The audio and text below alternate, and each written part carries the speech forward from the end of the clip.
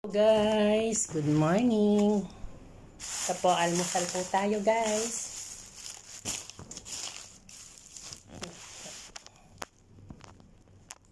Ayan. Yan po isang saging. Bumili po ako ng dalawang tinapay. Hindi ko po alam kung anong tinapay ito. Ayan po guys. Almusal ko po ngayon. Ayan. Tsaka, nag-boil po ako ng itlog. Yan. Dalawang itlog po araw-araw. Kasi hindi po ako nagluto ngayon ng oatmeal. So, tinapay po. Tinapay po ang ano ko. Ang aking kakainin. Dati po kasi oatmeal everyday. Tsaka, nag-boil po ako ng mainit na milk. Nilagyan ko po siya ng ano guys, ng bawang. Ayan po guys. Kasi para po makontrol po yung cholesterol po ko. Wala naman po akong cholesterol actually, kaya lang po guys. Napanood ko rin yung isang video na maganda yung maganda yung milk na nalagyan ng ng bawang para pangontra sa mga sakit. Yan guys, kain po tayo. Bismillahirrahmanirrahim. Dami. Meron pa po ako dito guys. Ito. Kaya lang, bibigay ko na lang po dun sa friend ko dito. Tsaka sa kanyang isang itlog. Tsaka kasi ko po sa pagkain. Isang itlog sa kanya. Tsaka saging. Yan guys, ayan na ba ng saging, 150 po dito guys, times 15 po, magkano na, 20 pesos na yata sa atin.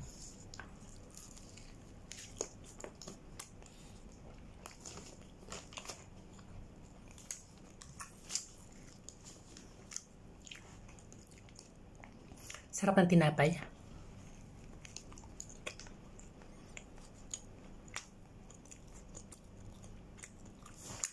By the way guys, 11:13 na po dito sa UAE.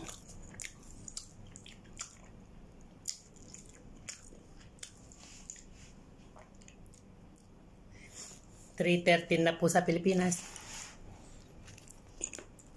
Almusal pa lang po to guys.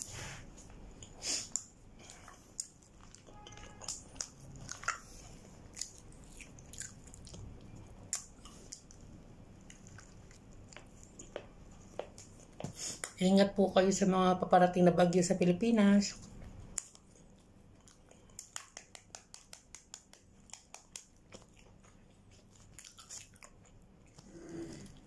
Ay, init. Ganyan po ang aking guys. Hindi po ako nagkakanin sa abroad mula po nung 2003 hanggang ngayon. Hindi ko po nakasanayan yung kanin sa umaga.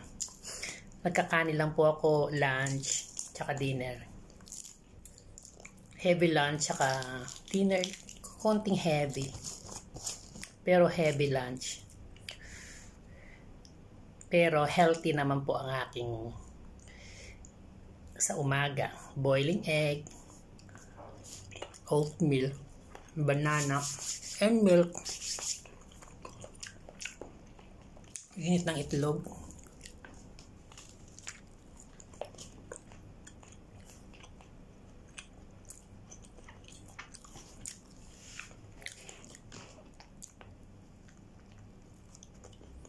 Gayahin nyo po to guys.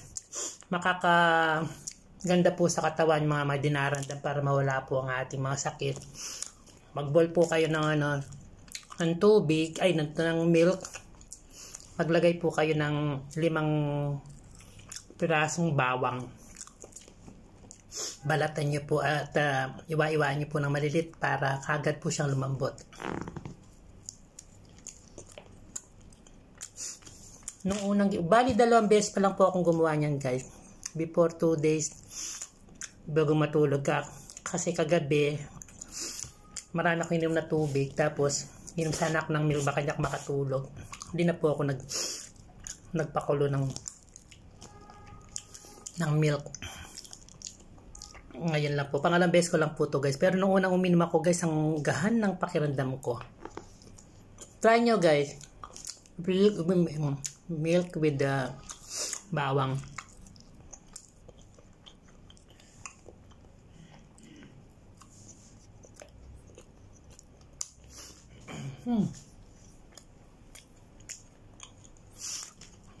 Wala pa pong ligong-ligo. Mamaya na lang po ako maliligo.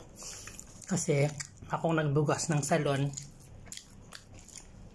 Hintayin ko muna po yung yung mga kasama ko sa trabaho bago ako maligo.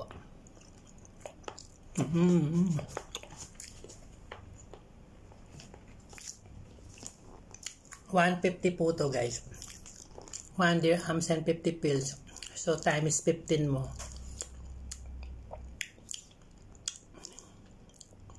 1 dirham 15 peso. Yung 225 na sa atin to.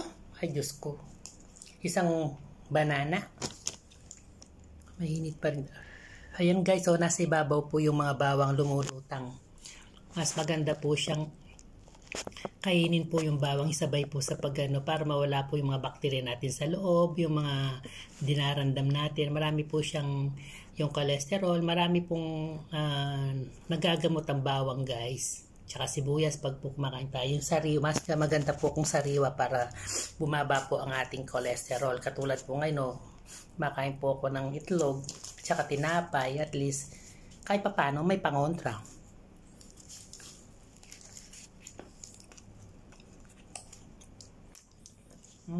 Sarap.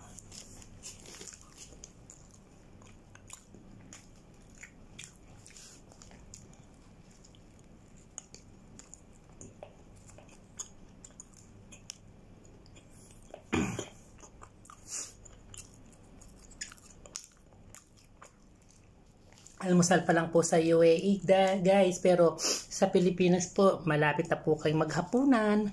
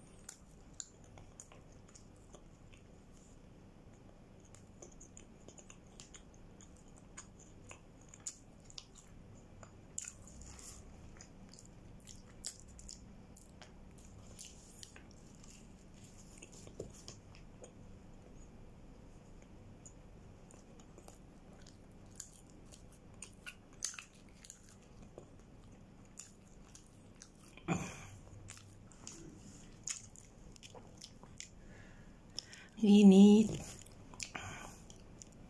Paso ang aking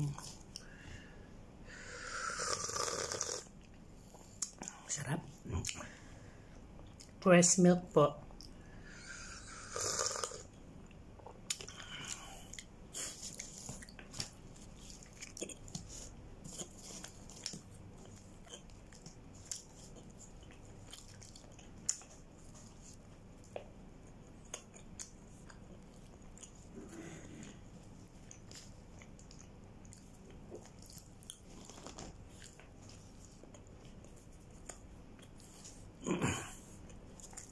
Ayan, pangalawang itlog.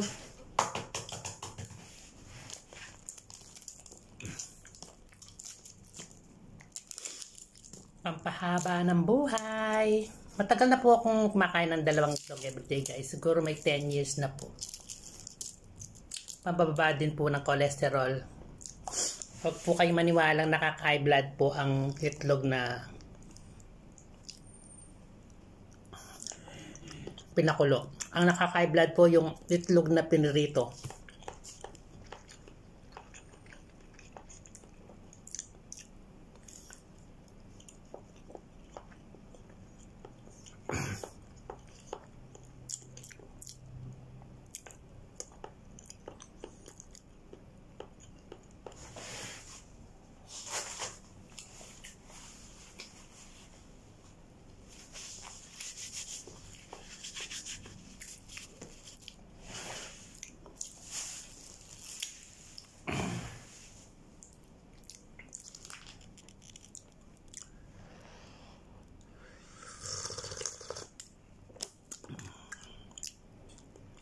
Ay, ang sarap. Okay, bye guys. Mamaya ko na lang po kakain itong saging. Parang nabusog na po ako sa 2 tinapay at 2 itlog.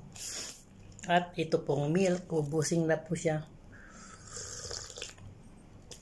Salamat po guys. Dapat po maging healthy po ang ating almusal. Hindi po yung kanin ng kanin. Nakaka-diabetes po yun. Nakaka-sugar. Iwasan po ang sobrang kanin.